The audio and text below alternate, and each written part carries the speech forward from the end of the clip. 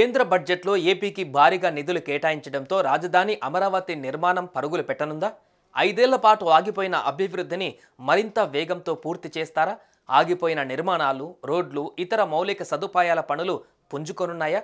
ఒకవైపు అమరావతి నిర్మాణం, మరోవైపు రాష్ట్రంలోని రైల్వే ప్రాజెక్టుల రూపురేఖలు మారిపోనున్నాయా?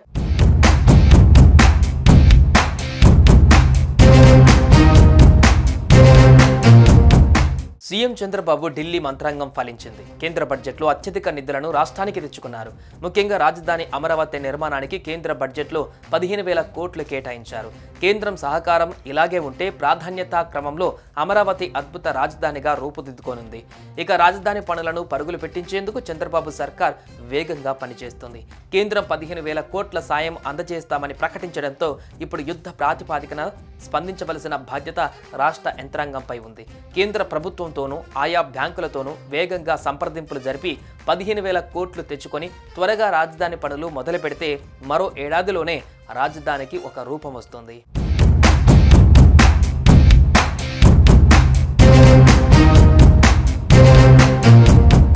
రాష్ట్రంలో ఎన్డీఏ ప్రభుత్వం ఏర్పడిన వెంటనే అమరావతి నిర్మాణంపై ఫోకస్ పెట్టారు సీఎం చంద్రబాబు. 5 ఏళ్లలో రోడ్లు, కాల్వలు, రైతులకు ఇచ్చిన స్థలాలు ఎక్కడున్నాయో తెలియని దుస్థితిలో ఉన్న రాజధానిలో ఇప్పటికే కొన్ని పనులు ప్రారంభించింది. రాజధాని మొత్తంలో కంప చెట్లను తొలగించేందుకు 36 కోట్ల ఖర్చవుతుందని అంచనా వేసి టెండర్లు పిలిచింది. దీంతో జంగిల్ క్లియరెన్స్ వర్క్ జరుగుతోంది. అలాగే మధ్యలో నిలిచిపోయిన రహదారులు, ఇతర ప్రధాన మౌలిక వసతులు మంత్రులు, ఎమ్మెల్యేలు, అఖిల భారత సర్వీసుల అధికారులు, ప్రభుత్వ ఉద్యోగుల నివాస భవనాల నిర్మాణం పూర్తి చేసేందుకు అవసరమైన నిధుల సమీకరణకు మార్గాలు అన్వేషిస్తుంది. ఈ దశలో కేంద్ర ప్రభుత్వం 15,000 కోట్లు ఇస్తామని ప్రకటించడంతో రాజధాని పనుల్ని వేగంగా ముందుకు తీసుకువెళ్లేందుకు మార్గం సుగమమైంది.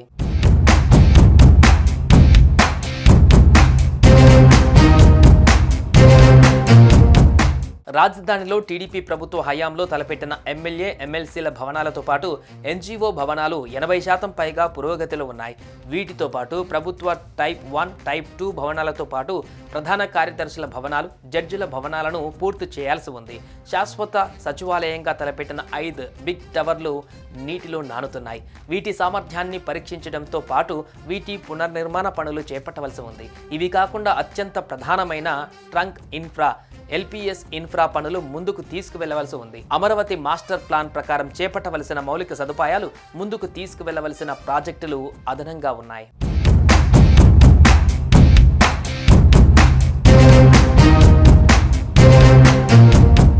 అమరావతి రాజధానిని ప్రధాన రైల్వే మార్గాలతో అనుసంధానించేలా 56 కిలోమీటర్ల నూతన రైల్వే లైన్ నిర్మాణానికి కేంద్రం ఇప్పటికే పచ్చజెండా ఊపింది. అలాగే అమరావతిలో నవీన రైల్వే స్టేషన్ నిర్మాణానికి కూడా గ్రీన్ సిగ్నల్ వచ్చేసింది. అలాగే రాష్ట్రంలో పెండింగ్లో ఉన్న వివిధ రైల్వే లైన్ నిర్మాణాల ప్రాజెక్టులు పనులు కూడా ఈసారి మరింత వేగంగా సాగనున్నాయి.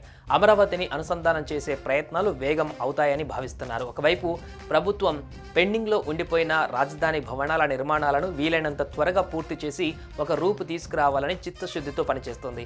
అదే సమయంలో కేంద్రం వైపు నుంచి కూడా రాజధాని అమరావతి కోసం అన్ని రకాలుగా అందుతున్న మద్దతు కొత్త ఆశలను చిగురింపజేస్తుంది.